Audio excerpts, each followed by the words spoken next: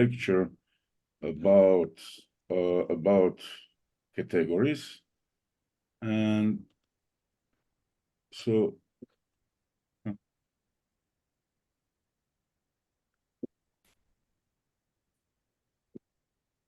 I hope I'll try.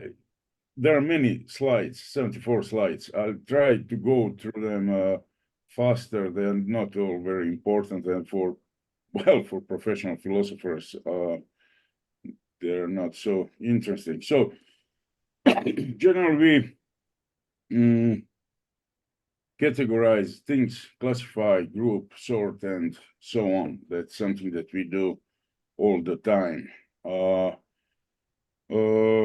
If you Google the word categories, well, in English, the first thing you will get will be the categories in these mixed martial arts, because they're slightly different than in boxing. Well, in Croatian, first thing that you will have will be categories of driving license.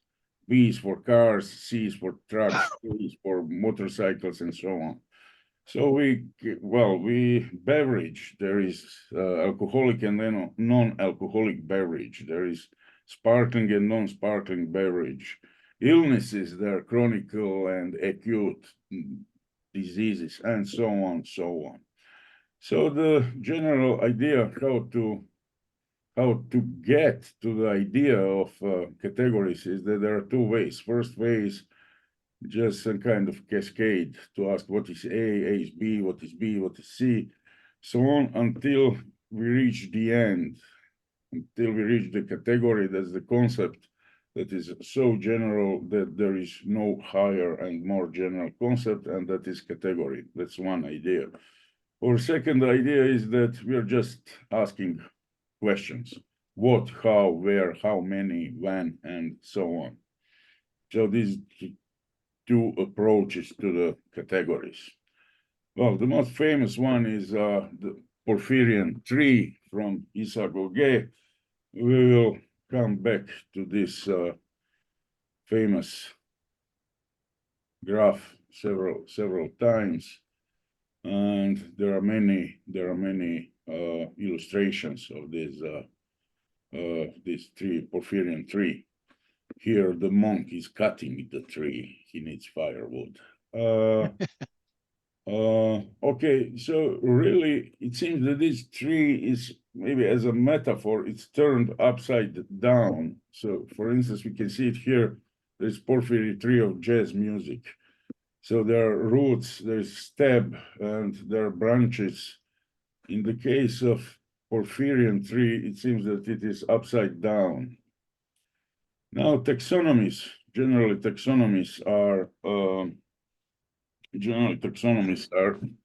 interesting, and I'll try to say something about it.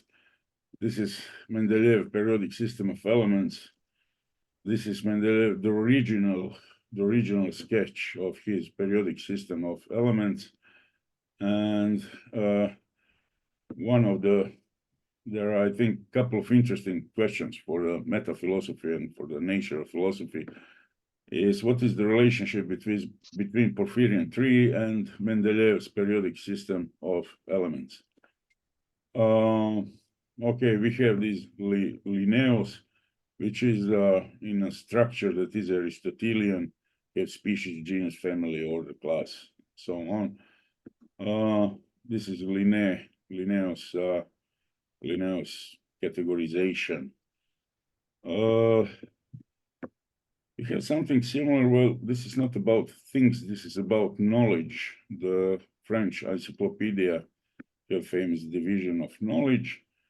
And there is one interesting author that I came across just by chance. It's Paul Otlet. That's a Belgian guy who introduced in books for libraries this universal decimal classification that we have today. He's the one who introduced that. It's interesting guy. He had a vision of so-called mundaneum. What we have here is this mundaneum. The idea is it was somewhere in 1930s. He wanted to build a whole town, which will be actually one huge library. And since there were already telephone connections, it will be the whole human knowledge was supposed to be stocked there. That is his mundaneum. Hi, this is Chris. And so people from all over the world could call by telephone and ask for any sort of information whatsoever. So that's Paul Otlet, the birth of information age. Actually, that is similar to the idea of internet. So the title is Cataloging the World.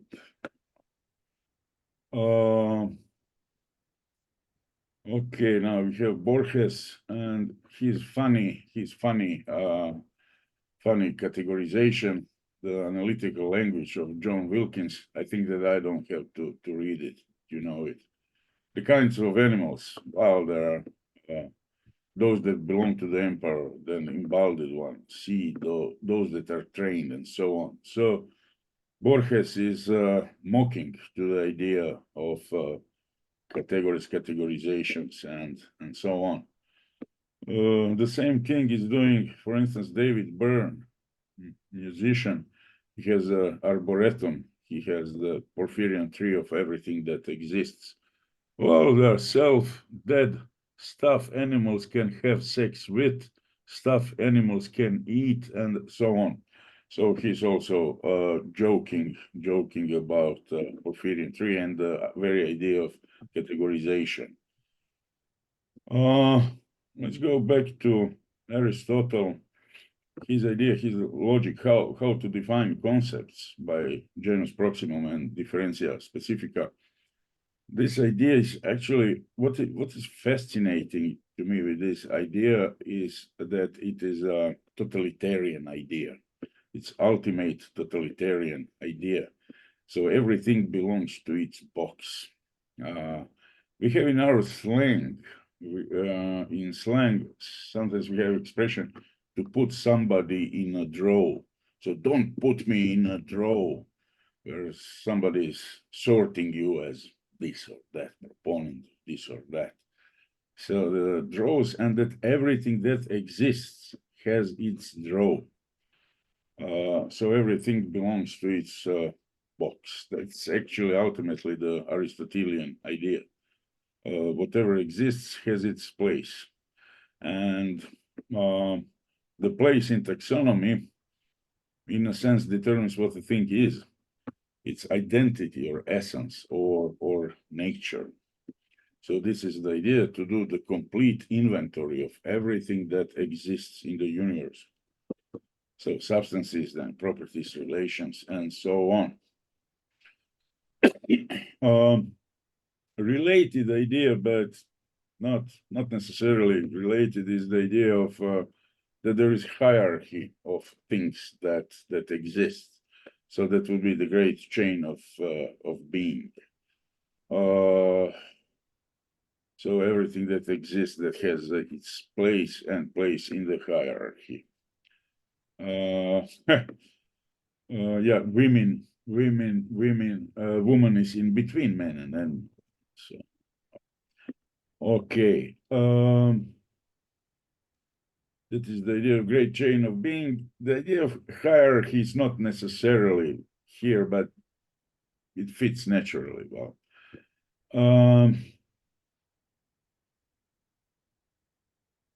Yeah, I have some very general thoughts, some hypotheses that maybe the idea of hierarchy in categories, the great chain of being, we are actually projecting our space intuitions, being above or under or left or right and so on. But that's not the point that I would like to go to. Now, we have paradigmatic case, Aristotle's 10 categories. Here we have Philip Grgić. He translated Aristotle's categories to Croatian twice. In 1990s, first time, and a couple of years ago, second time, I think, right? So here we have these 10 categories, maybe more than 10. So here's the Kantian idea. Kant has 12 categories, 4 times 3. I have very bad opinion about this idea. It's just by force. It's not natural. Though generally speaking, the idea that categories are derived from logic or language, I think it is a legitimate and good and reasonable idea that makes sense. I'm maybe not inclined toward that idea. I would rather be a realist about categories. I would say that categories are out there in the world and that our language of thought reflects the structure of the world. But I think this is perfectly legitimate idea. Though if we take it in details, Kant's attempt is the disasters. So I won't go into details. I think it's completely unnatural, artificial. It would be better that he took concepts, not judgments, and so on. Okay, now questions that the good theory of categories has to answer. Well, there are a couple of questions. Are categories about the language or about the world? That's one question. Second, what's the difference between the physical and the ontological analysis? Three, how many categories there are? Then four, reducibility, whether this category is reducible to that, and so on. Then there is a question whether there is a single highest division.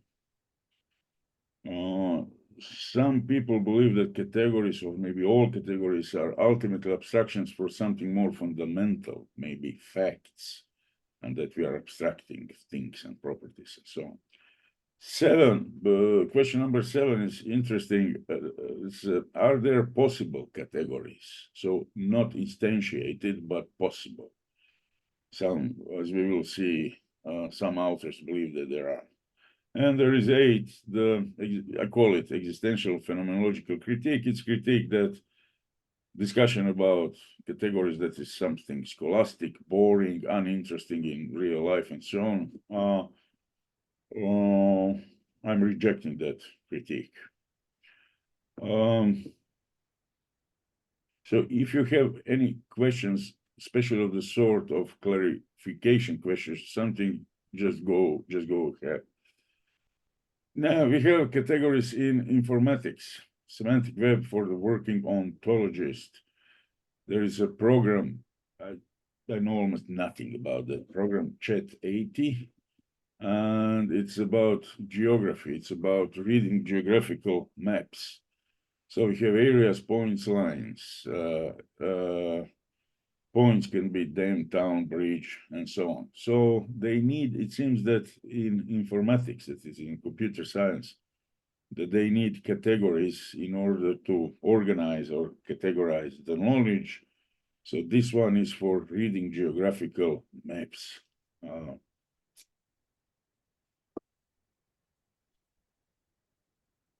Now, this question whether categories are about the language or about the world, as I said, I'm inclined toward the realist interpretation. Realist interpretation will be that they are about the world. They're reflecting the world. There is one thought, okay, we have Euthyphros' dilemma. Is everywhere are categories in the world because they are in the language, or they are in the language because they are in the world? So what comes first? Are there categories of our thinking and talking, or there are categories of the world? I'm inclined toward the realist answer. Now, there is one interesting thought. These verifications are transcendental, maybe arguments against the possibility of answering this question. In order to verify the hypothesis, we have to conceptualize it, to put it in words, a sentence. But once we verify it, what do we verify? Conceptualization or facts about the world? So there is no way we can, no factual research can tell us whether categories are about the thinking or about the world, where they come from. I'm not sure what to say about this argument. It seems to me that if we have a successful conceptualization that is empirically confirmed, then that confirmation confirms both conceptualization and facts about the world.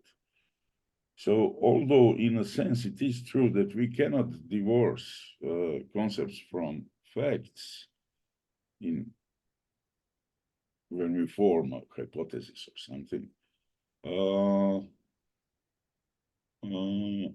it means that a successful prediction confirms both. I would go it that way. Although I put this objection here, I don't know exactly what to think about it. I think it's interesting. I think it's interesting because concepts and especially categories are the most general concepts, and the question is how to check up empirically anything about them. Yeah, one option, one view is that philosophy is conceptual analysis. So we, the philosophers, we don't do facts, we do concepts. There is a problem, the general problem with this view is that if we ask what is X, we are answering to both questions at the same time. What is the concept of X and what is the thing X? So in my view, we cannot separate definitions of concepts for things. Yeah, the sort of transparency. Now there is a general argument general argument that categories and a lot of other things come from language. The different languages have different categories, and this is generally this Sapir-Whorf's hypothesis.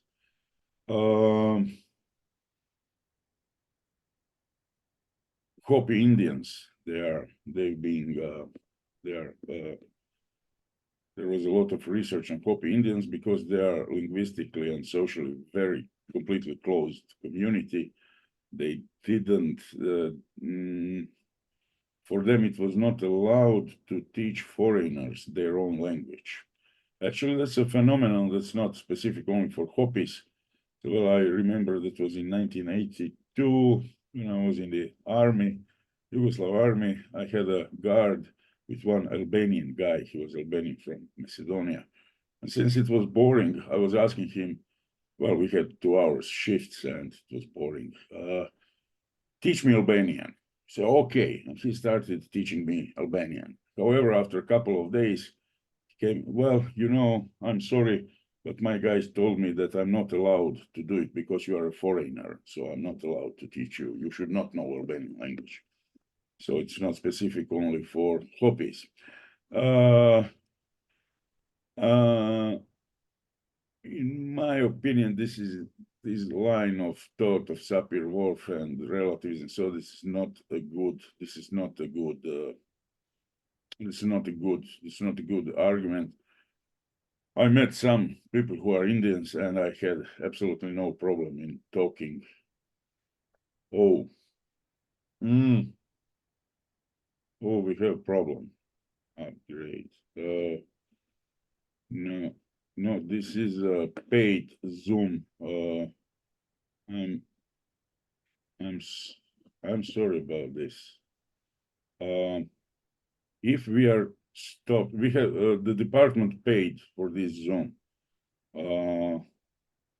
If we have problems, if they stop us, I will send you another link. But we should be allowed to go as whole day. So okay, we have people with different languages, with different codes, languages that we cannot understand, and so on. As I said, I think that argument is not a good argument.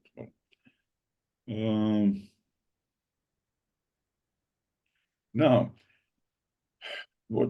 assume that all languages in the world do have the same categorical structure, that is, thing, property, relation, and so on. What would that show? well, one answer is, well, you see, this is because categories are objectively out there, and we just detect them. That would be one answer. The second answer, say Kantian, generally speaking, Kantian answer would be, well, you see, this is because we all have the same categories in our language and thought, in our mind.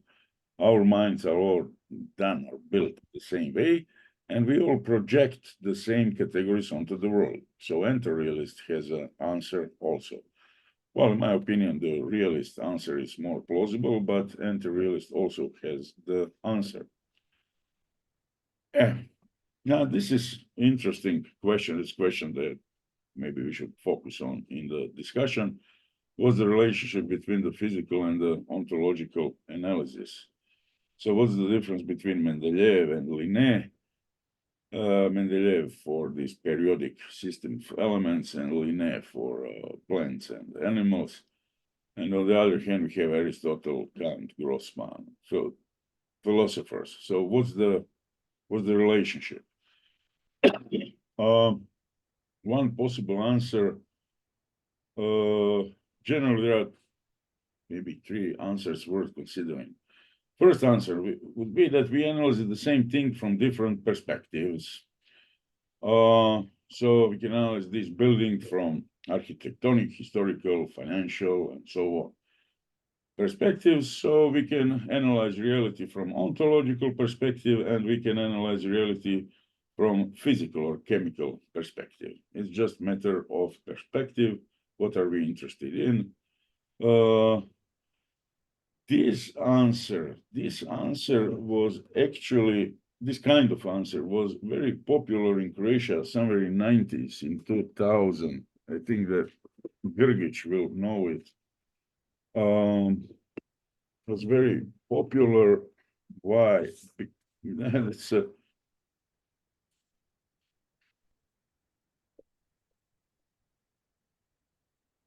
there were theologists, and it was a group of theologists and group of physicists. And what did they want? They want to reconcile science and religion. There were Jesuits and physicists were from Ruđer Bošković Institute. There was Adalbert Rebić and other people. Adalbert Rebić was theologist. So what they had the idea, they claimed that that was the Aristotelian idea. Share this.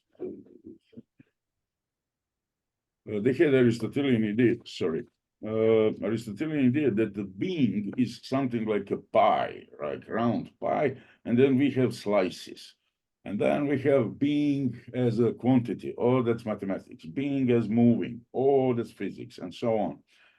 And they use that picture, and they're saying that there is a being like this big round pie, and then there is theology, then there is physics, there is chemistry, sociology, and they are all different parts of the being, but they are completely compatible. They cannot exclude each other. They are there is incommensurability between these parts. So there is complete incommensurability between, say, physics and theology and religion, between science and religion.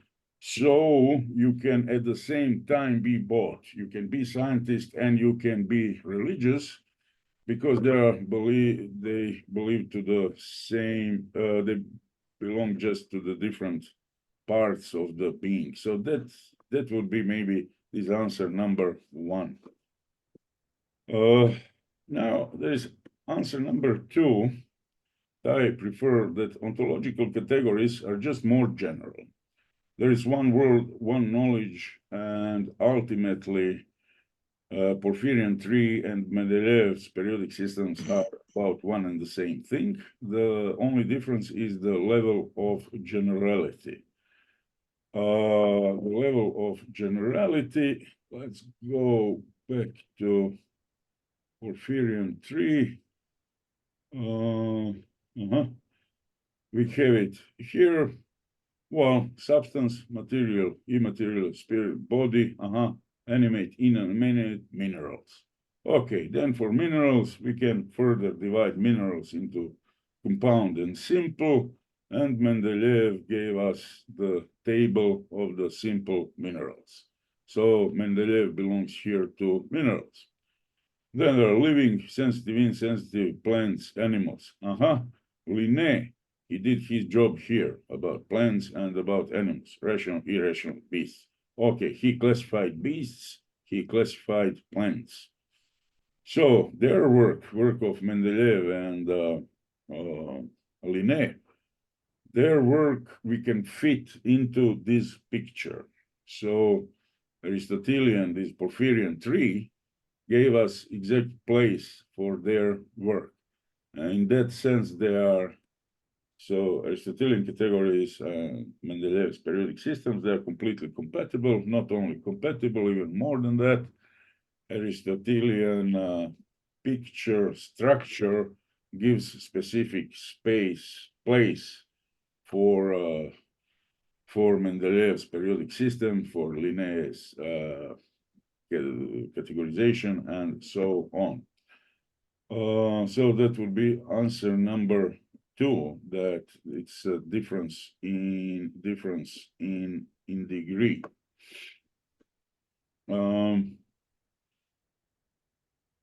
Third possible answer would be that there is a radical distinction between philosophy and science, and that in philosophy we do concepts, what we do is conceptual analysis. On the other hand, what we do in science, we analyze facts. So Aristotelian categories and Porphyrian tree is about concepts, while on the other hand, Mendeleev's periodic system is about things. So that there is the view that there is a deep and essential difference between conceptual analysis and factual analysis. It is scientific research. That will be answer number 3. Okay, there is also maybe a fourth answer. I don't know whether that would be the view on its own, but 1, 2, and 3 are possible answers. I would propose number 2, that is just the difference in generality. Okay, any questions so far? Okay, let's go on. Now, one of the questions that good theory of categories should answer is how many categories are there? 10, 12, 4, 1, so on. Here we have different authors, and the interesting question is, what is the highest division? What is the highest division of categories? We have some kind of deductive system, so what's on the top? So Reinhard Grossman, he divides entities into simple and complex. So he thinks that that is the highest division. Then Chisholm, Roderick,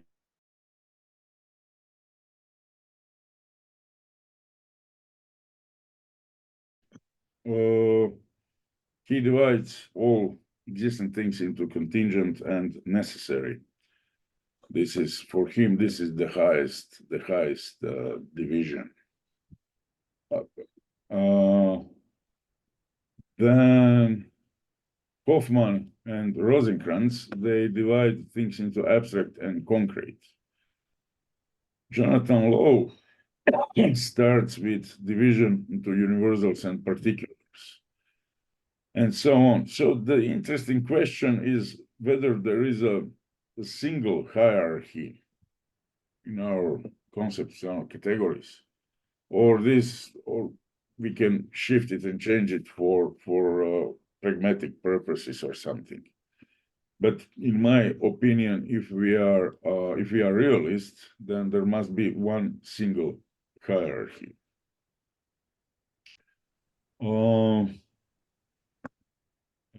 Yeah. Now, the interesting question about categories is reducibility. That's the, well, somebody proposes, I don't know, 15 categories. So if we can reduce one of these 15 to some other, then it's not 15, it's 14. For instance, as far as I went through all these proposals, for instance, Grossman, he has a structure, but he also has individuals and relations. So he does not need, we don't need structures if we have individuals and relations. Sorry, then facts. Grossman has individuals, properties, and facts. If we have individuals and properties, we don't need facts. Then boundaries. Boundaries are interesting. I don't know whether they are reducible or not. It seems that there are boundaries, edges, and surfaces, joints, and so on. So it seems that it is a category on its own. Then privations or deprivations. Well, there are deprivations, holes, drugs, they have causal powers, therefore they exist. But the question is whether they are reducible or not. I think that they are reducible. Then events. Are events category of their own or not? So if we have individuals, properties, and times, do we need events as additional category? Think no, we can reduce it to individuals, properties, and times. You can use Jagon King's event as property exemplifications. Or tropes or moments, that is individual properties of particular properties of particular things.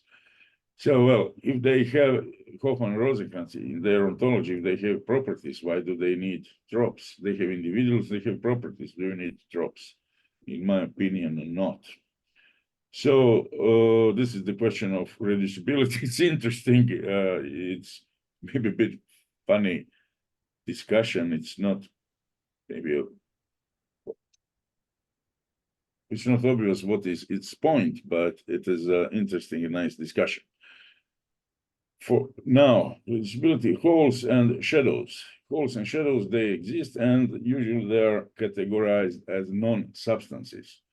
So deprivation seems to be reducible to anything else. The pothole is absent, the hole on the road is absence of the asphalt, or the place where there is no asphalt.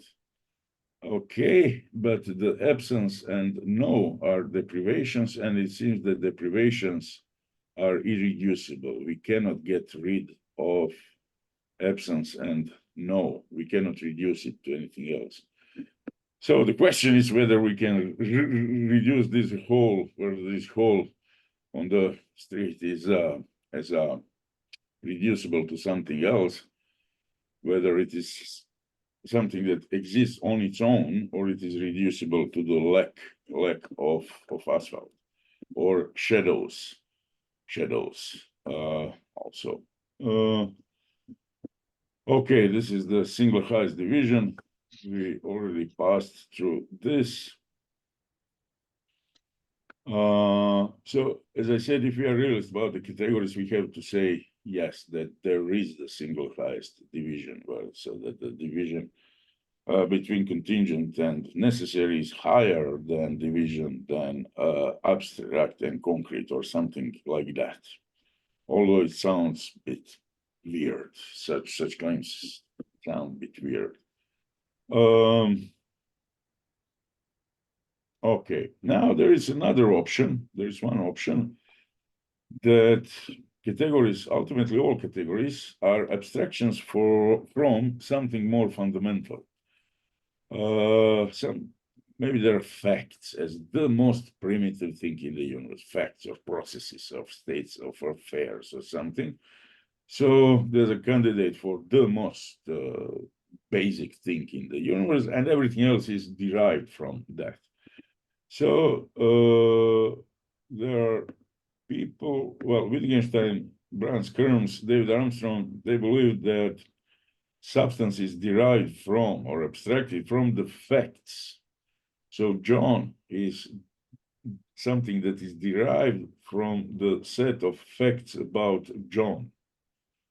First, we have facts about John, and then John is an abstraction from the facts about him.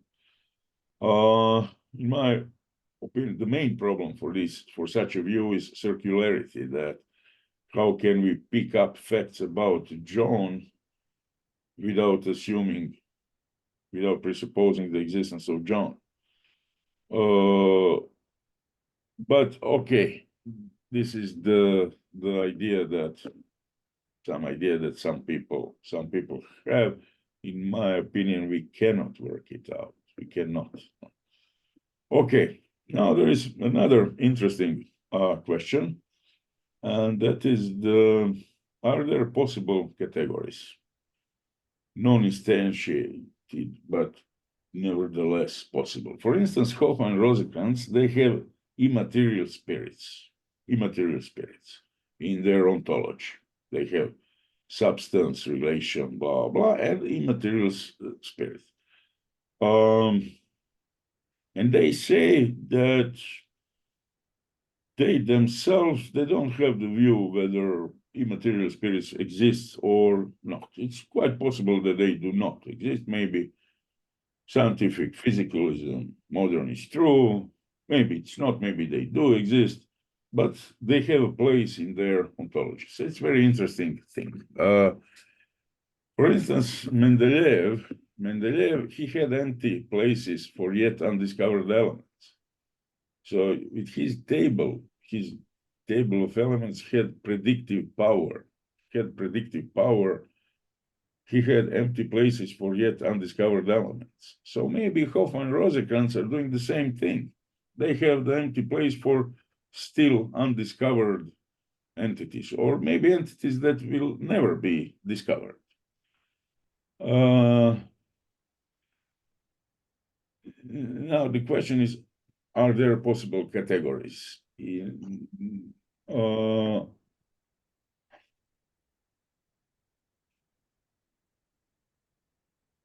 my opinion, categories, if they are really categories, then they have to be categories in all possible worlds. So naturally, the answer is yes, they have. The list of categories should go through all possible worlds. It cannot be for some. Or the question, assume that imagine that we have an empty universe, that nothing exists. Okay, so would mathematics be true in such a universe? So the Bertrand Russell, I think it was Bertrand Russell, this if-thenism. So mathematical truths would be true in empty universe in the sense of if you had 5 things and 7 things, you would have 12 things. So would the same hold for ontological categories? Maybe we should have some if-thenism for ontological categories, just for mathematical truths. In my opinion, we have difference between Mendeleev and Hoffman and Rosenkranz with these empty places.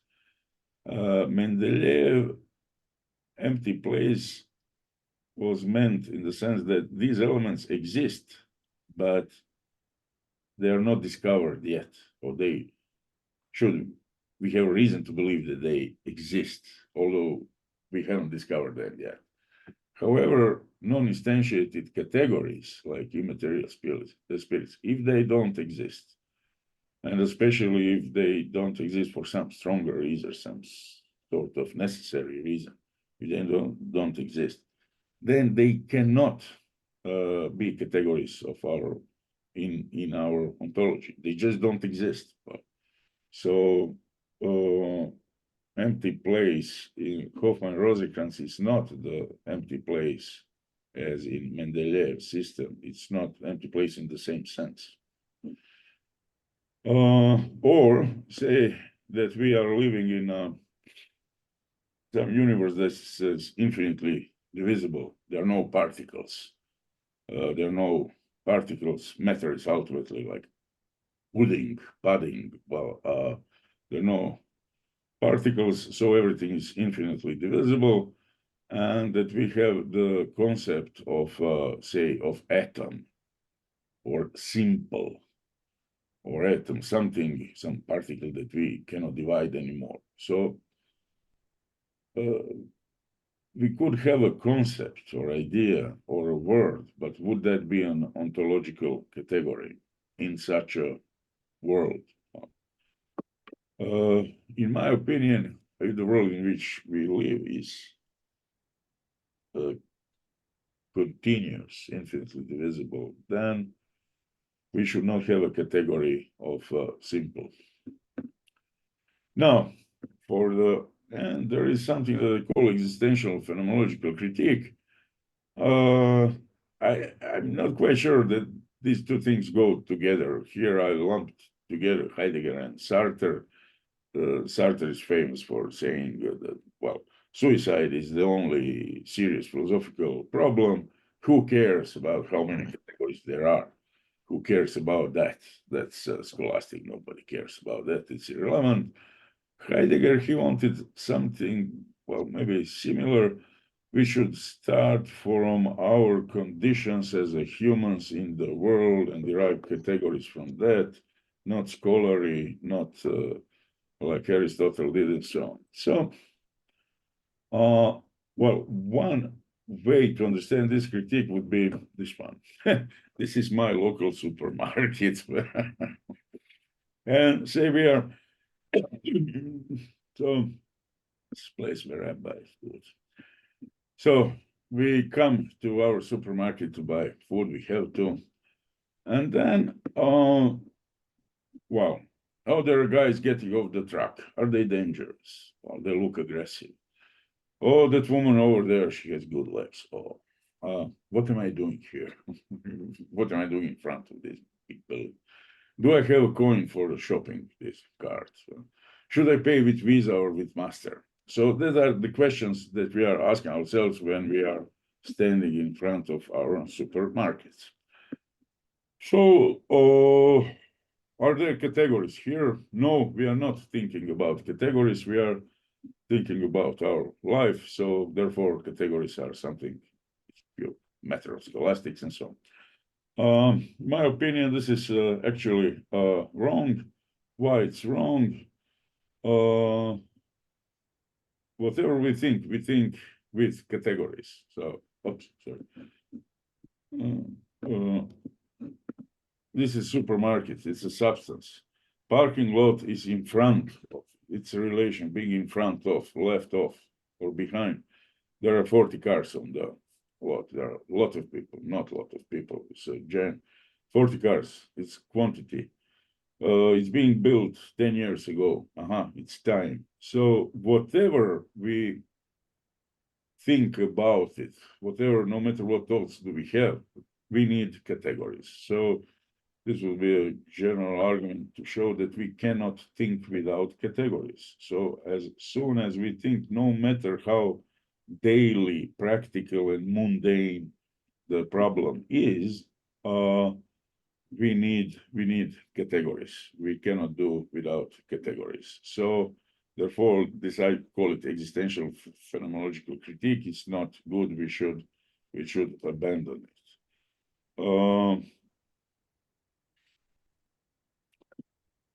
Yeah, okay, and there is a category mistake. Well, but I don't have anything interesting to say about it. So thank you very much for listening, for patience. Your questions, comments.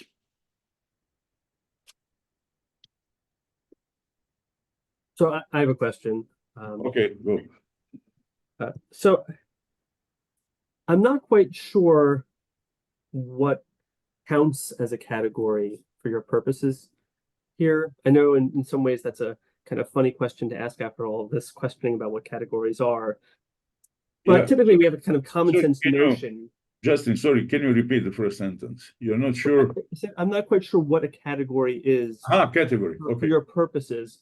And I understand that that's a kind of strange question to ask after this presentation, but normally we have a kind of common sense notion of the thing that we're then doing the philosophy about. And so I want to make sure that I have the right, this common sense notion of the thing that you're doing this philosophy about. So here's a pair of categories, things that exist, things that don't exist. however you want to understand what that is. That's one kind of category. Here's another kind of category or set of categories. Paintings I like, paintings you like. Is your presentation about both of those kinds of sets of categories? Or just something like the first? I don't understand the question. Okay, well, so there are paintings that I like and paintings that you like. Yeah, are those two categories? Paintings I like, is that a category? Okay, so that's meant to be included under the purview of what you're talking about. Well, the first reaction is that category, if it is really category, should not refer to individual people, places, or times. So if something refers to individuals, like paintings that you like and paintings that I like, in a sense, they're categories of paintings, but they're not real categories in the, well, ontological sense. It is so that's not the kind of thing that you're talking about. No, I would say no. Okay, so I guess it would be helpful then if you could. So sorry. Actually, it's a general. I think it's a generally we can divide things by our needs, by our pragmatic needs, and we can divide them by their objective properties. Say the distinction between oak tree and pine tree. It is something that is out there. On the other hand, I don't know what would be.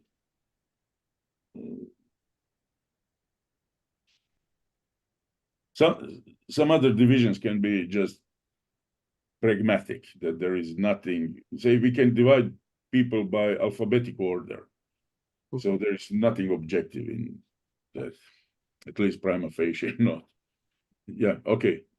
Okay, so you don't intend to include in your discussion here these kinds of categories like paintings I like. No, I would like to say something about, let's say, natural categories. Okay.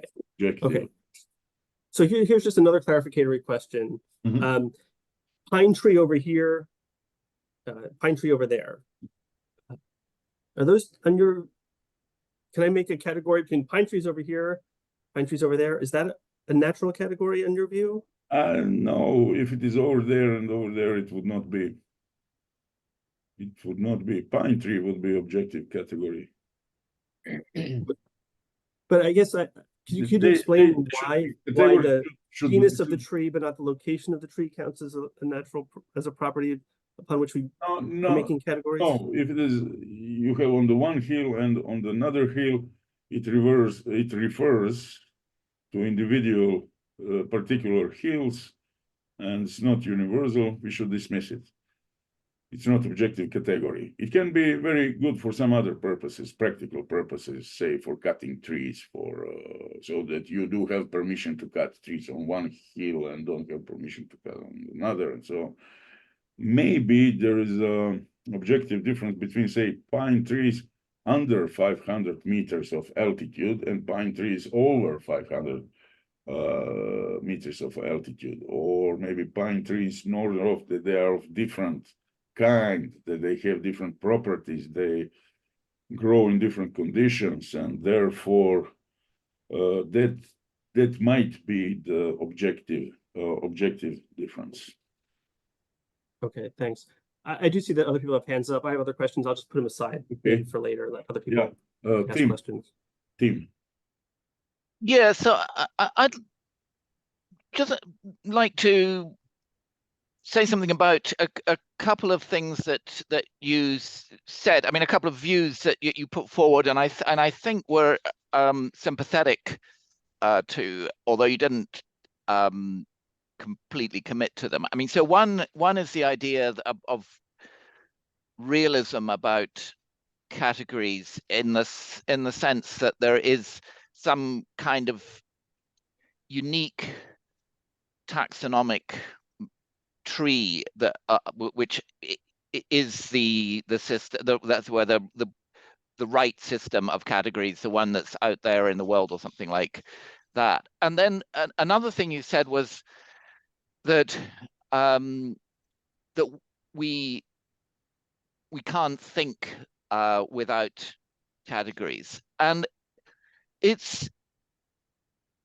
doesn't seem very plausible that just being able to think, it requires there to be some unique taxonomic tree. I mean, so just to take an example, if one was doing a taxonomy of sets in the mathematical sense, you could have there's a fairly fundamental distinction between finite sets and infinite sets, and there's also a fairly fundamental distinction between pure sets and impure sets, where the pure sets are the ones where that have all their members are pure sets, and so as it were, however, if you go to their members and their members of their members and so on, you never get to some concrete object. And I mean, those are cross-cutting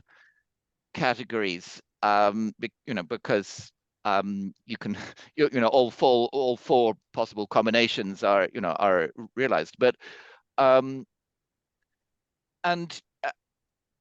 I mean, there's nothing particular in set theory which requires you to say that one of those classifications is more fundamental than the other. And it seems that we can think about set theory perfectly well without any such requirement. And I mean, that was just one example, but in general, even if there's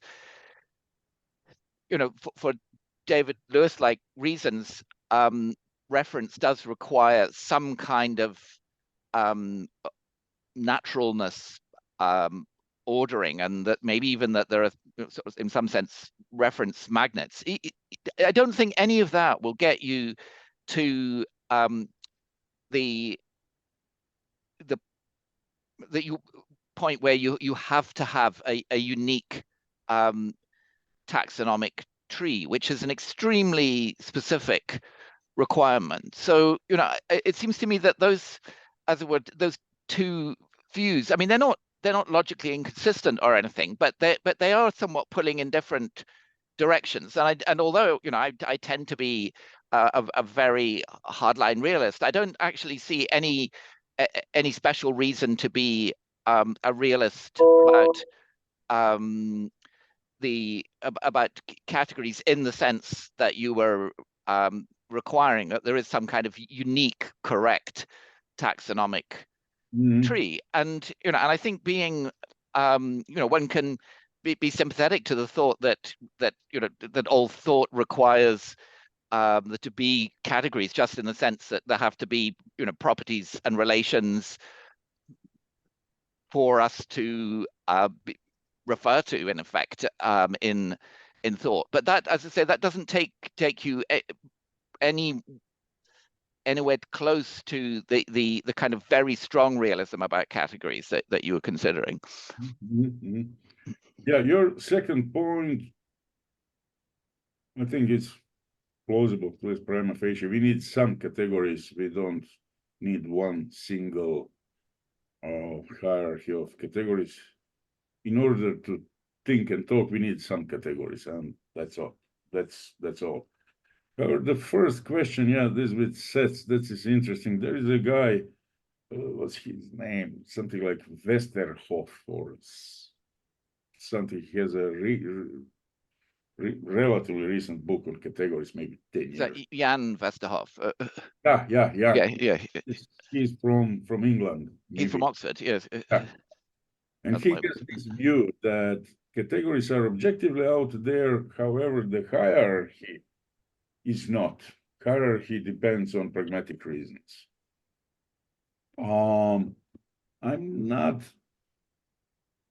completely happy and satisfied with that. If categories are perfectly, completely objective and out there independently of us, I don't know, then their hierarchy should be as well.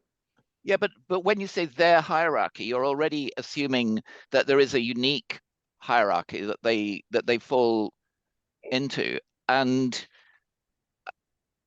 I mean, it may be that they're all their relations of subsumption and implication and so on are objective matters, but that doesn't mean that they have to form the very specific tree structure that you're talking about.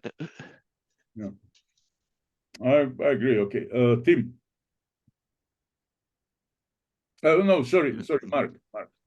Yeah, I mean, I was going to say a lot of the stuff that Tim just said, I was going to say, but I just want to push on this a little bit more. It's basically going to say a lot of the same things, but like, it seems to me that there's like almost a tension between the idea that you're a realist and the idea that there's a unique thing. Because if you're real, like the minimal thing of realism is just realism about property distinctions. Like it's really a fact about the world that there are like green things and non-green things, right? And then here's another thing that like any normal realist would say, well, within the green things, there's really a fact about which ones are olive green and which ones are like day glow green or whatever. And like, that's real. And then you go to a different breakdown of like sizes or whatever, like any of these things. And like, if you're a realist, you're gonna be like, they're all real. And so the idea that one of them, that there's a unique one, it almost pushes you to be an anti-realist about things that look real to a normal realist.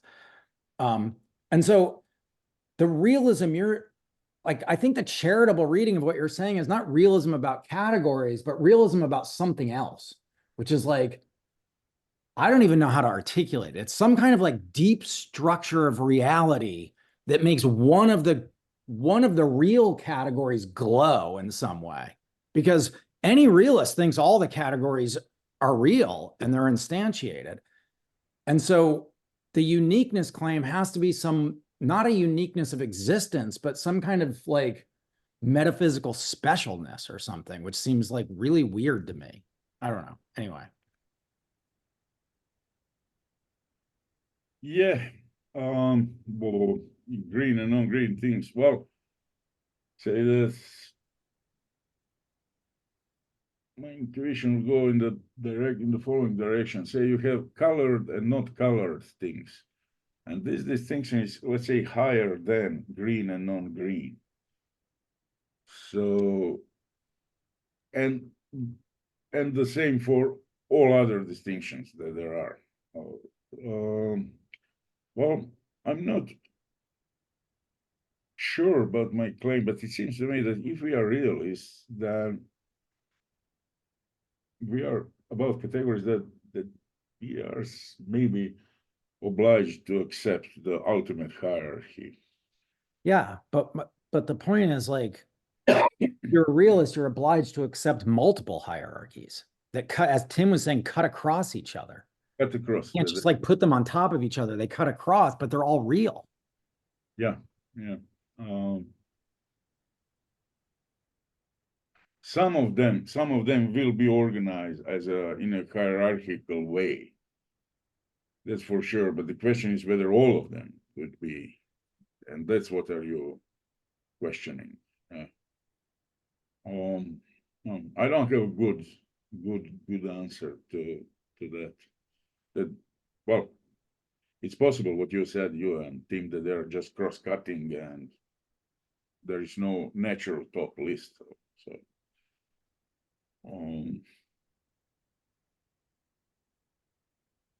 okay, yeah, Berčić. Thanks. What? Just a clarification. What about categories in the living world? Perhaps, for example, it seems to me that the category of a nutrient is a fundamental category in the living world, but for different beings, different things or different stuff is a nutrient. So how would you treat this case? First of all, I don't know whether nutrient is a category in the ontological philosophical sense as something ultimate. We can talk. It is appropriate to use that word maybe some other context that we are talking about the category of nutrient, okay? That will be linguistically okay to use that word, though it's not the ultimate category, the thing that we are discussing here. I would say rather that we are talking about property being nutrient, and then the question is whether there is a single property that some mushrooms that are poisonous to people are good for some other organisms and so on. So I would kind of dissolve your your question. Yeah.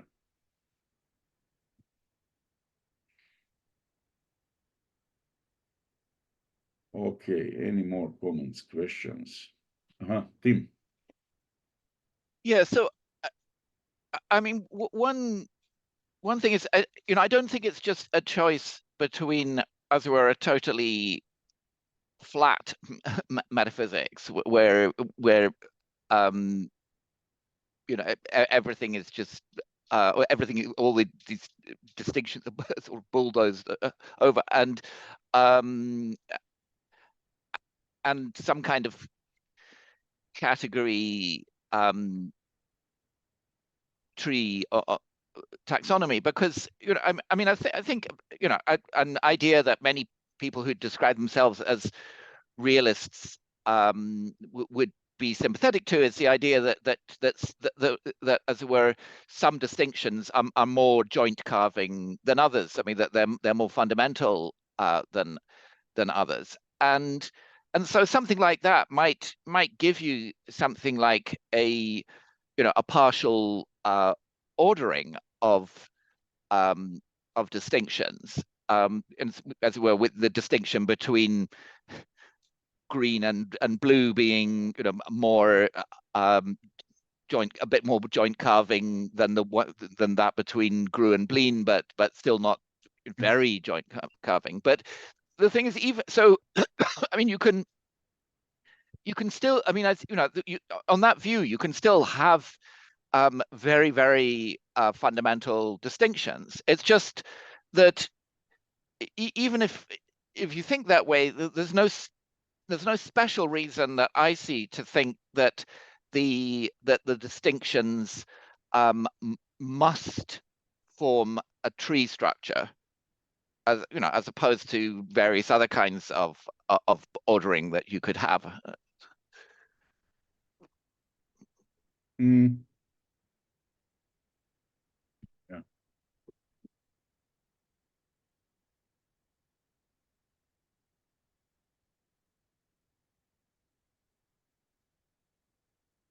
Yeah, I don't know what to. Yeah, there's the point. Mark.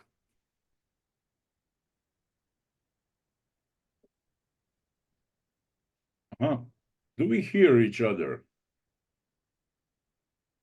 Oh, sorry, I was on mute. Okay. I was just gonna say that having a hierarchical structure of categories or partial ordering, stuff like that, is pretty weak.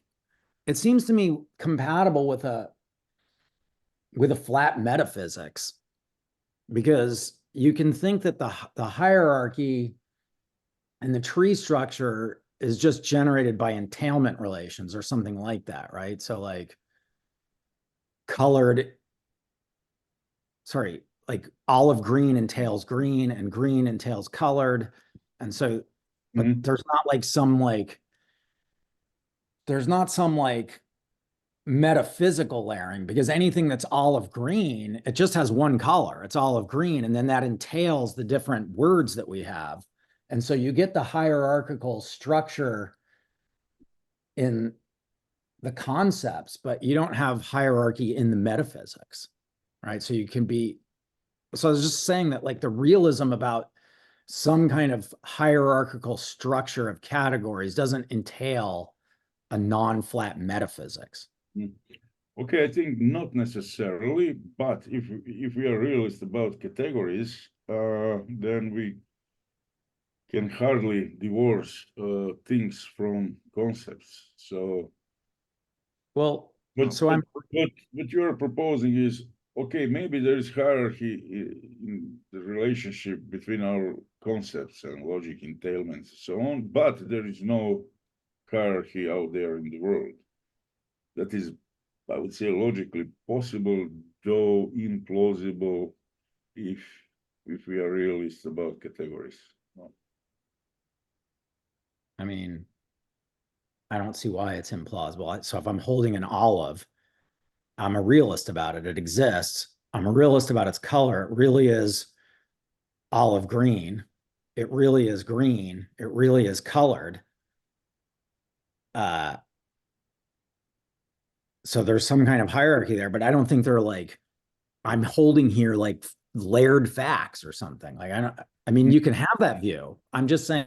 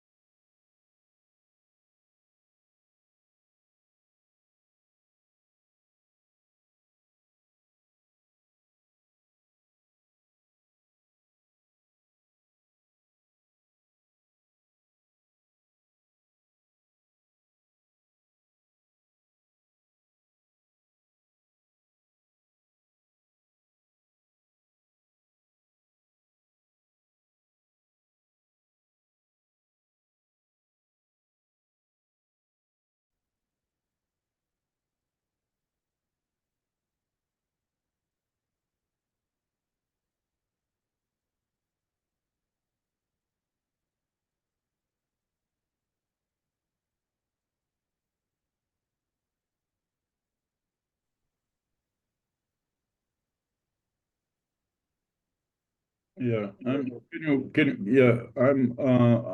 I'm sorry for this. Well, we didn't have this problem before. That's probably because we didn't pay in the past. Well, Boran, if you can't solve this problem, I can just give you Zoom links because I can get. Yeah, thank you. Justin said the same thing. We until the next time we will have to solve it somehow. We didn't have it before. Here, Tim, your hand is up. Yeah. So I just wanted to say something about what was going on with me and Mark. I don't think we were actually in disagreement. So I completely agree that the mere fact that you have a hierarchy that is, I mean, a real hierarchy in the sense of some kind of partial order. I mean, I completely agree that by itself doesn't. I mean, that it's quite compatible with a flat metaphysics because, I mean, as you said, if the relations are just entailment, then the fact that X entails Y doesn't entail, that doesn't imply anything about, the, as it were, metaphysical priority of one over the other. But what I was considering was not just, as it were, any old partial order, but one that was understood as a partial ordering in terms of naturalness or joint carvingness, in something like the way that people like David Lewis and Ted Sider think of them, and so there is some kind of, as it were, metaphysical ordering. Some of these things are more fundamental than others, but it's not simply because it's a partial order. It's because that it's been, as it were, explicitly claimed that this is an ordering in terms of some notion of joint carvingness. Yeah, no, I totally agree. I didn't mean to deny that. If you have that view, then you have some kind of non-flat metaphysics. I was just saying, if you don't have that metaphysics, you can still have the hierarchy of categories. Yeah. Yes, yeah, in the sense of some kind of ordering and Yeah. indeed many ordering. through Yeah, I think entailment. we're in agreement. Yeah, what is the problem for the claim or intuition that I have? Say we have a division to simple and compound, and we have a division to contingent and necessary. Which one is higher? But what does that mean? It doesn't mean much. They're just cross-cutting, and that's it. Yeah. So that would be Božić. What if we cannot establish sharp boundaries between categories? For example, between living and non-living things, if we should accept this distinction to be fundamental. I don't know. I think that say that there is no clear-cut distinction. Generally speaking, I don't prima facie all our discussion would remain the same. It would not affect our discussion.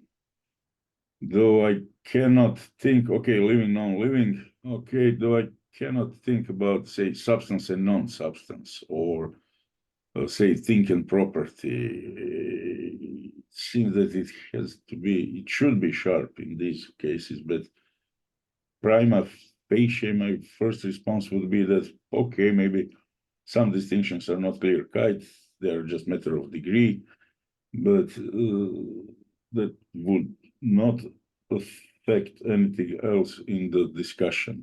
That's just my impression. Wow. Yeah, I mean, on various theories of vagueness, I mean, both epistemicism, which I like, and supervaluationism, to have, if it's really vague, which side of the line something is, that will have to do with there being different distinctions which are, as it were, roughly speaking, equally natural, but and the vagueness is in which of them our term is picking up. And if you're an epistemicist, you think that's because we don't know which it's picking up, and if you're a supervaluationist, you think it's because our use of language doesn't determine it one way or the other. But in both cases, the vagueness is supposed to depend on the fact that there are there's a myriad of, as it were, roughly speaking, equally natural distinctions in the vicinity. And if you're thinking that way, then it would be very strange to say that one of these distinctions is metaphysically fundamental, and all the other ones, which are equally natural, are just failed candidates to be metaphysically fundamental. I mean, that would be I mean, there's some kind of tension in such a view.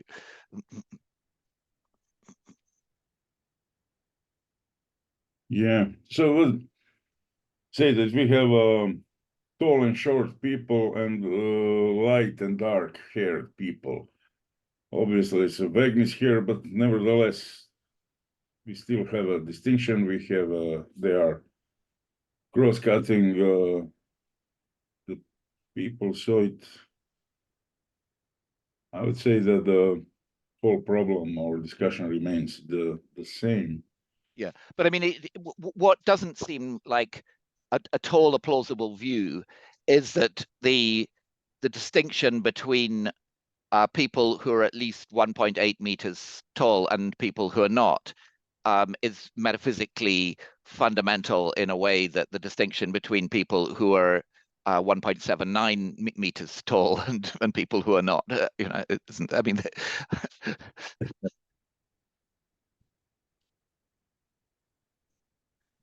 Yeah. Okay. Any more questions, comments, suggestions?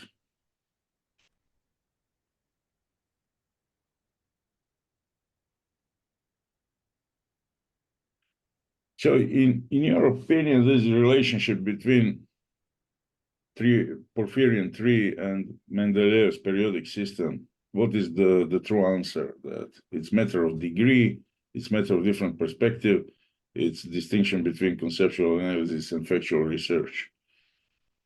So that's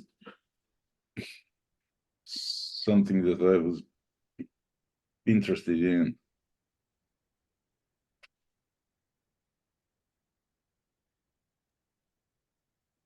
Can you ask the question again? What is the relationship between the tree of porphyry and Mendeleev's periodic list of elements? So I somehow had three options. One option is that it's a matter of different perspective.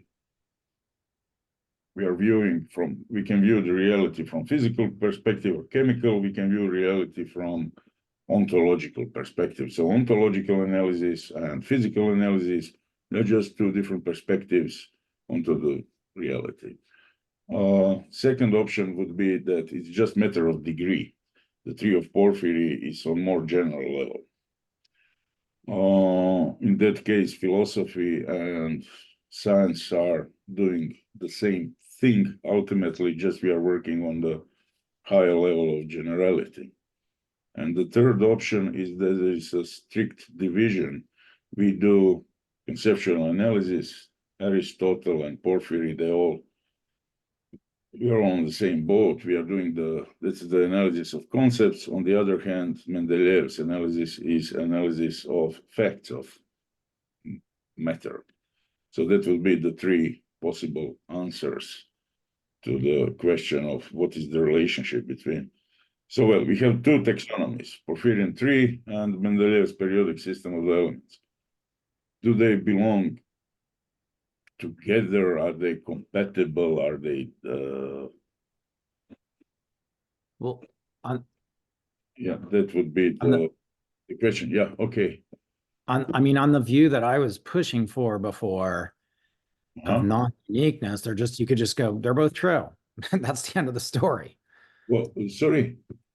If you don't believe that there's a unique, if you're a realist, but you don't think there's a unique hierarchy, you can just say they're both true.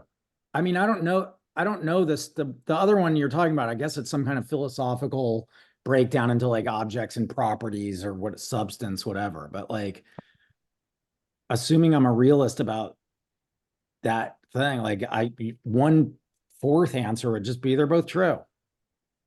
They are, and they're not in competition. Not in competition. In the same way that like a hierarchy of color and a hierarchy of size or any other hierarchy, they're just not in competition. Just not in competition. Yeah, the view that they actually fit each other would be that here, do you see my screen now? Yeah. Oh yeah.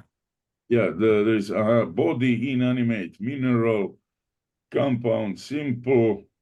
So here these minerals, and Mendeleev comes here. He belongs.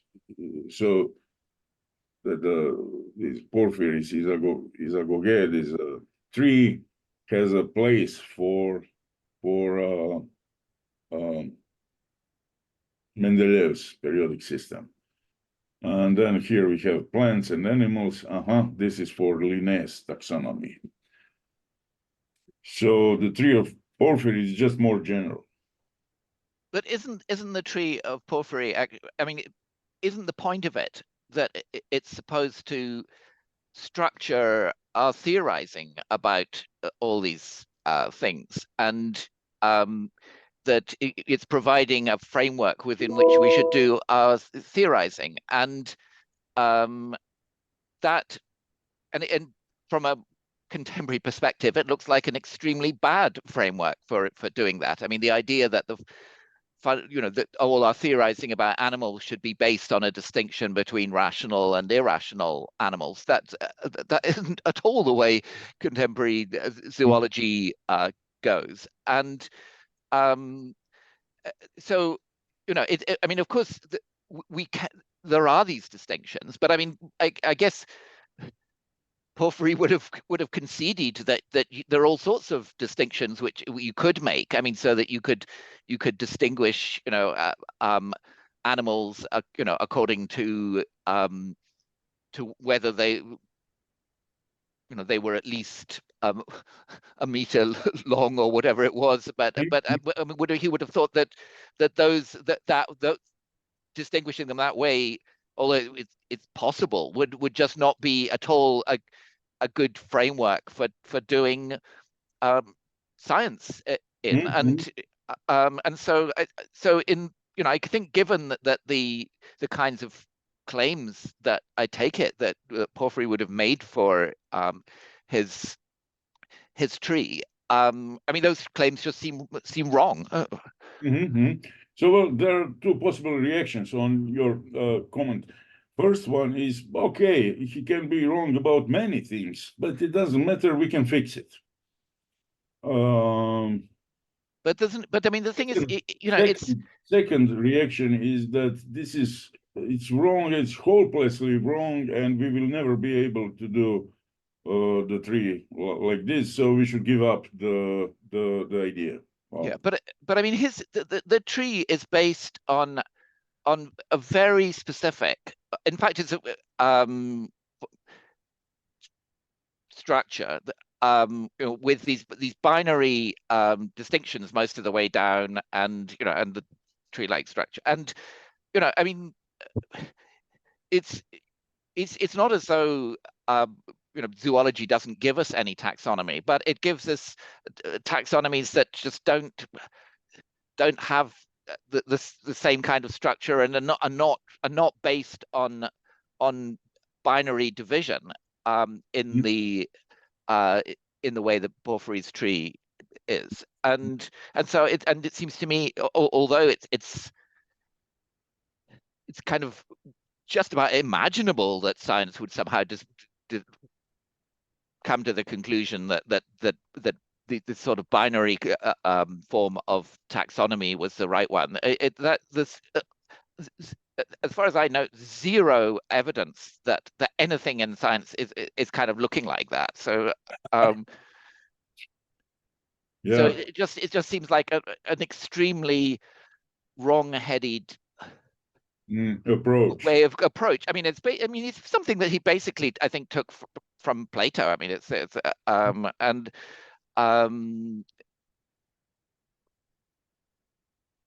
so what, and I don't think that even if you, I mean, lots of science doesn't consist in taxonomizing, but even if you think that taxonomizing is absolutely crucial for science, it's very unlikely to take the specific form that the Porphyry's tree took. Yeah, I think that taxonomies are part of science. I would maybe not say that they're the main part of science, but okay, they are part of science. So what would be your view that we can fix this Porphyrian tree, or we cannot? We have to abandon it completely? And well, I do think I think it'd be crazy for scientists to feel that it was their job to do what they could to fix Porphyry's tree. I think they should ignore it completely, and I think also that I mean, where there are taxonomies in science, I mean, in many cases, what they come out of is theorizing that it's not primarily aimed at finding taxonomies. I mean, so that as we're investigating the microscopic structure of bodies, looking for explanation. Yes. I mean, it's I mean, you do, in fact, some taxonomies of subatomic particles and so on have come out of that. But that wasn't something that was sort of that was baked into the enterprise from the start. I mean, it, you know, I guess it wasn't excluded that it could turn out that sort of everything would be explained in terms of different organizations of one single type of particle in different ways. Yeah. So what's well, here we have, say, Aristotle's list of categories. So, and this is ontological analysis. Mendeleev's periodic system is chemical analysis. What's the relationship between the two? One might say the view here would be, okay, here we have substance, quantity, quality, blah, blah. Mendeleev's system is about substances, then further non-living substances, and so on, so on. So the idea is that there must be a way to put these two pictures together. Which two pictures? Aristotle's list of categories and Mendeleev's list of elements. Or maybe that's false ambition. It's not needed. Seems that Mark is along these lines, that they're just incompatible, so on. So the point is to connect these two pictures ultimately into one single picture. And for that purpose, okay, Porphyrion tree can be very false, very wrong, but still there must be some way to connect Aristotle's list with Mendeleev's list. That would be the ambition. So it doesn't matter whether divisions are binary or whether animals are rational, irrational, big, small, or whatever. There must be a way to form a single picture. That's or there is no such thing. They're just completely different things, incompatible. Done for different purposes in different contexts and different times. May I ask a question? Yeah. I think it's a kind of basic clarificatory question, but it is possibly related here. Because I think I don't quite understand what it means to be a realist about categories or how you're using that. So one way to understand being a realist about categories would be to say, I'm a realist about the various properties things have. So when we make up categories, these categories refer to real things. Another way would be to say, oh no, there's this thing above and beyond the properties, a category that is real. And I think you're saying something like the latter. But maybe you could tell us or tell more about what you take that kind of thing to be, the metaphysical status of this category, and also the epistemic status of it, how we're to know about them generally, if there's something to be said generally about that. Yeah, well, you mean, yeah. Maybe the simple way to answer your question, or just the beginning of answering your question, say there is a division between thing and property. And this division is in all languages, mostly all in cognitive sciences. Linguists were working on that.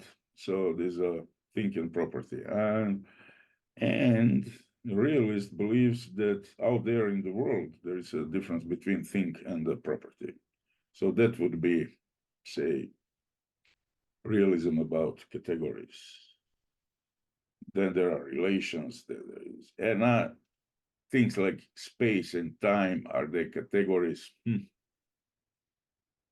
Okay, let's say that they are, but further question. So you don't mean anything above and beyond properties exist.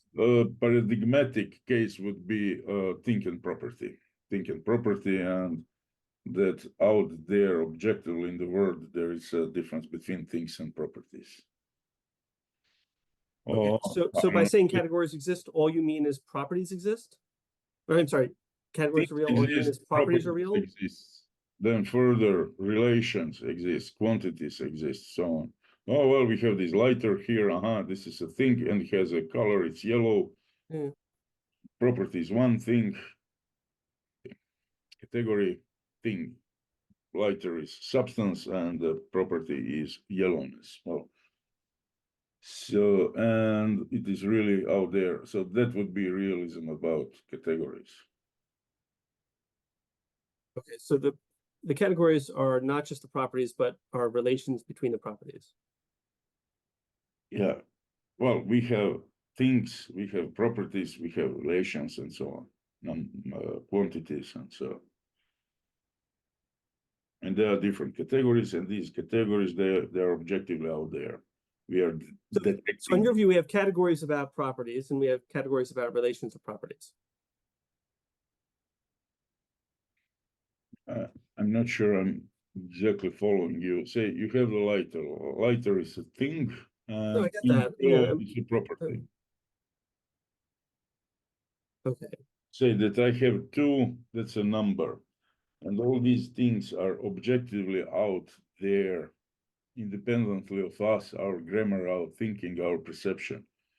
Things, properties, numbers of things. So that would be the realism about categories. Okay. So maybe then you can tell me why that would imply the existence of any kind of hierarchy. I know this sort of brings us back to the questions that Tim and Mark had, but it was one of the questions that I had. So what's your argument for why, if we assert that properties exist and relations between properties exist, that some of the, maybe you can just explain what you mean by hierarchy. Is it explanatory hierarchy? Is it logical implication? Is it causal? What's the story there? If categories are out there independently of us, then their hierarchy, if there is such thing, should also be out there independently of us. If there is such a thing, well, that's the main drive, the main motive.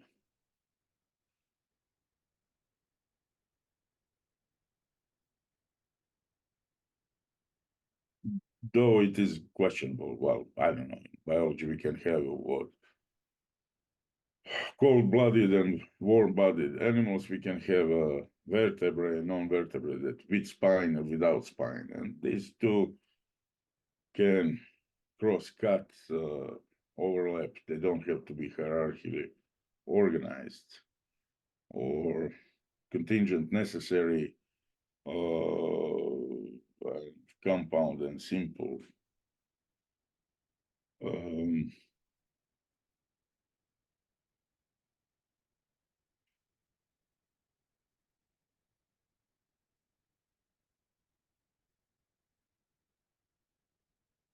Yeah, but the idea is of this Porphyrian tree, what Tim completely rightly said, it's not plausible that if there is such a hierarchy, then it is out there objectively and independently of us. Maybe he was wrong just from the beginning, from very stretch. There's no such thing. But if there is such a hierarchy, it's meant to be objective. What Porphyry wanted to tell us, he wanted to tell us something about how the world is organized. Second thing that is pushing us into that direction, that is what I called ultimate totalitarianism. Well, that anything that exists should has its place in one single system. Well, I'm prima facie, I don't have sympathies to this view. The world is too complex. The world is just not like that. But on the other hand, if we are realists about categories, then maybe we should be realists also about their hierarchy.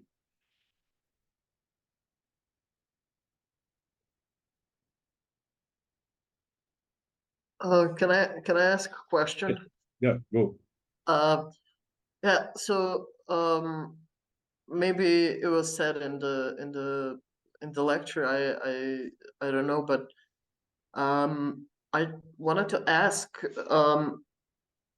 so if we say that there are properties, how do we get to that step that there are hierarchies? Then how you said that if there are properties, then there are also. Then there are, let's say, It seems to me, it I seems don't to me know. like a leap that Yeah, would if have to be there are somehow properties, explained. then we should make further division into, say, intrinsic and extrinsic or something like that. No. Or essential, accidental, and so. And But with properties, do then they? we find there are kinds of properties, and these kinds should be in some structure. That would But be the idea. yeah, but I don't get why. I mean, I kind of can say, okay, there are properties, but why would they be in some kind of higher? I mean, maybe they're in like there are in infinite numbers of hierarchies. How, I don't know, why do these hierarchies exist? Is that like The picture is, yes, there are like objectively out there the division between, say, intrinsic and extrinsic properties or essential accidental. Yes, it exists objectively out there independently or of our thinking and blah, blah, blah, blah, blah. That would okay. be the picture. That sounds already it's crazy, but as I said, ultimate totalitarianism.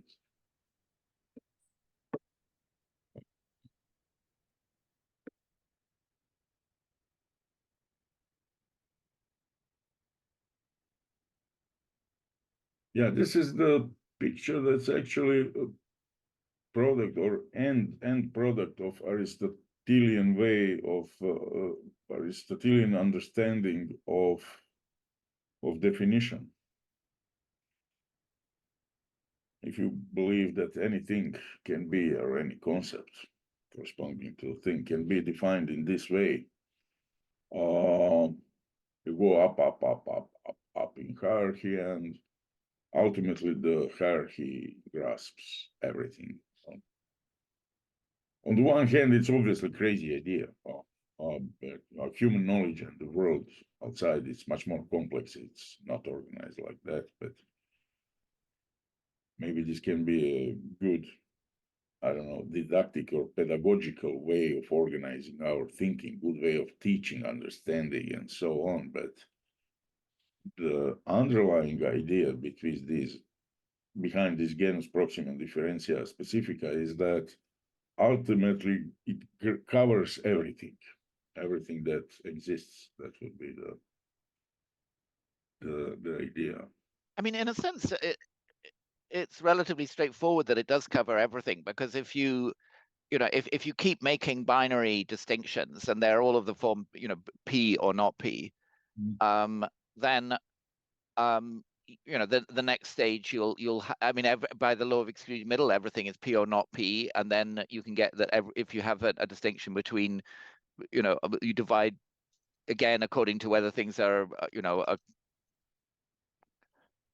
have some further properties. You just keep applying the law of excluded middle. I mean, it's true that everything will fit into one or other of those categories just by classical logic. But of course, it doesn't mean that those categories are going to be tremendously informative about what kind of thing it is. Yeah. I mean, some of them might be very miscellaneous in their membership. That's the good point. I don't know whether this is necessarily binary. Well, the one you showed, it's binary all the way down until you go from categories to individuals, and then it's non-binary. Well, it's not necessarily binary, but yeah, you're perfectly right. If we start with this binary, say rational, irrational, big, small, or whatever, yeah, this here is binary. Yeah, these things here is binary. Binary. They're not necessarily binary, but as a matter of fact, they are here. Animate, inanimate, material, immaterial, and so on. And by that division, we will divide everything. Yeah, that's the picture. The picture, though, it would be they would embrace everything in the world, but in a trivial sense. Yeah, that's it. Yeah.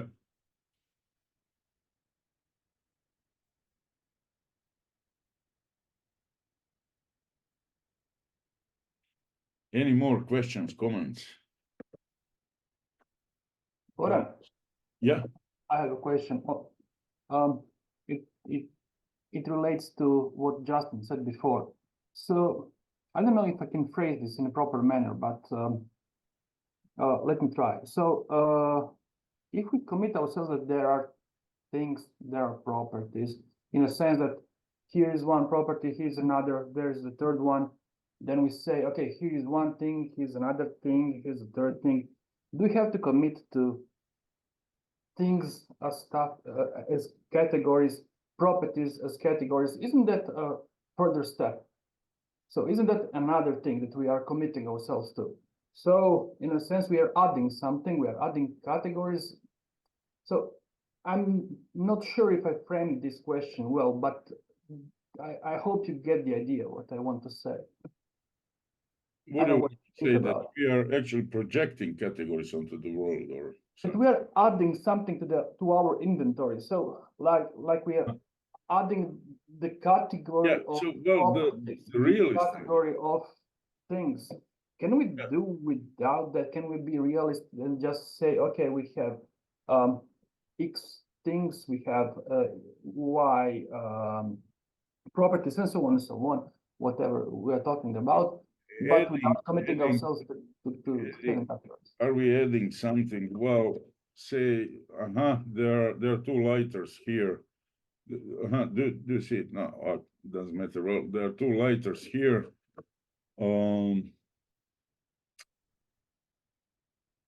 So your objection would be, say, somebody says, okay, there are two lighters here, and your objection is that actually what we are saying, no, there are two lighters, plus there is category of things. That's third thing. There is category of properties. That's four things. So we have four things here. Would that be your objection? Something like that, yes. Yeah. We have number one, we have number two, we have number three. So in a sense, we have numbers. Well, do we have numbers? That's not maybe to something like third man objection of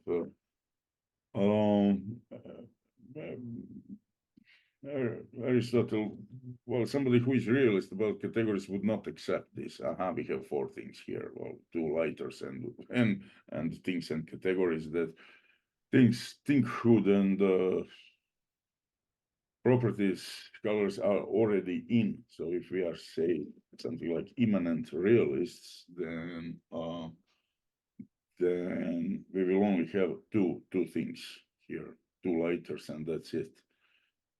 Though for the complete inventory of the world, they are in things.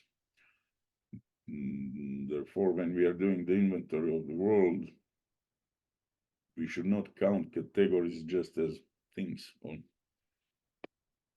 That would be the answer prima facie, though there is some weight in your objection. If we are doing the complete inventory of the world, then categories and things and properties are not something additional to two lighters. They are in two lighters. That will be the first answer. I'm not sure whether it's a really good answer, but it is. Can I ask just to clarify? Yeah. So if we're realists about categories, that means that categories are out there and we discover them, while Yes. for anti-realists we project Yeah, them. they're coming from our language, from our grammar, and so Okay. the think property distinction does not come from the world. It comes from the grammar of Indo-European languages that we have subject and predicate in our sentences. So we are projecting that structure onto the lighters and computers and everything else in the world. Yeah, that's the picture.